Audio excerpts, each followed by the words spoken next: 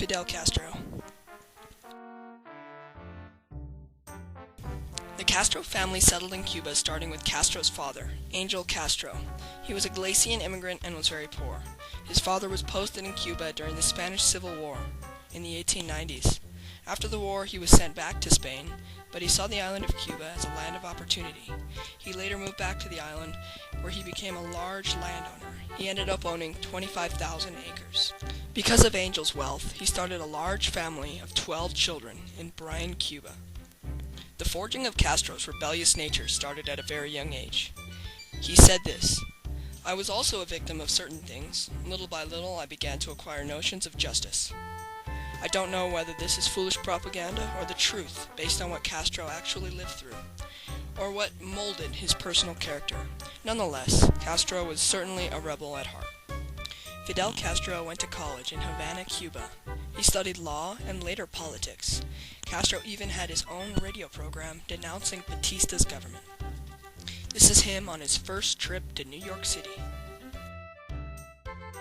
The rebels' first attack against Batista was the attack on the Moncada barracks.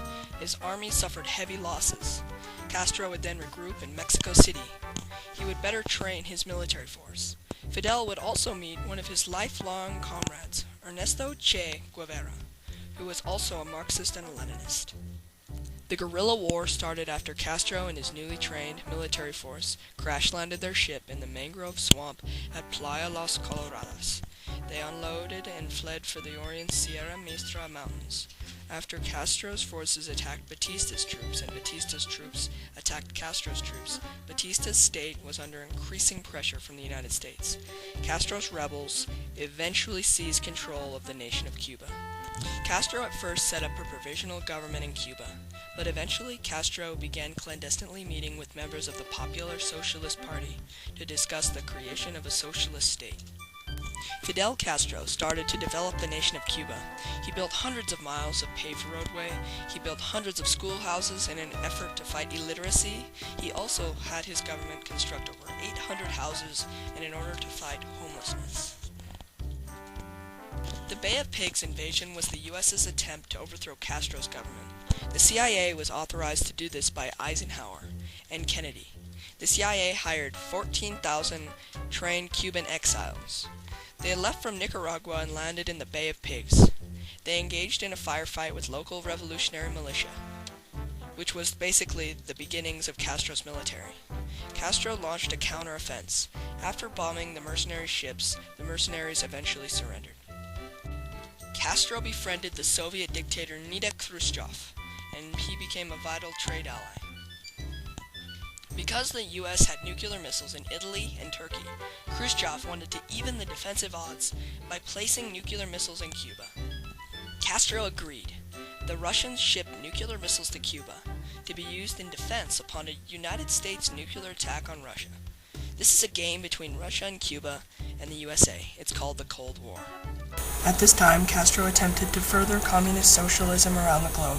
Castro aided the Angolan Civil War in Africa. Castro's army fought against the American-backed South Africa.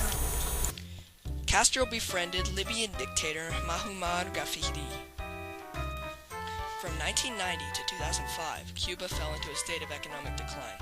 Chinese bicycles were brought in to replace cars. Most of the country had to resort to subsistence farming. A lot of the country fell apart at this time. This all happened because Cuba's trade with the Soviet Union had stopped in 1991 when Gorbachev abolished the Soviet communist state. Russia was now a democracy. In 2008, Castro stepped down as dictator of Cuba because of intestinal bleeding. He was 82 years old, and now his brother Raul Castro is in control of the country.